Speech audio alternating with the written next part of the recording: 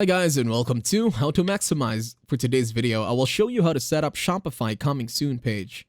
To start, go to Shopify in your internet browser. Once you're now here, head on over to the search bar, then select apps. Then once you're here, scroll down, then select Shopify App Store in the bottom corner of the pop-up. On the top corner, using the search bar, search for Pagefly. Then select Pagefly, Landing Page Builder. Open it in another tab. Select the tab this time, and then in here select the button that says Open App.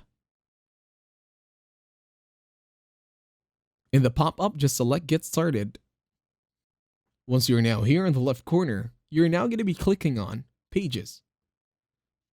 In here you will need to choose Add Page option, then Page Settings. Choose Password Pages, give the title to the page, and then click Next. Change template according to your need, and click Next. Change settings and customize them and publish the page. And that's it. Thank you very much for watching. Please leave a like, share, and subscribe to the channel.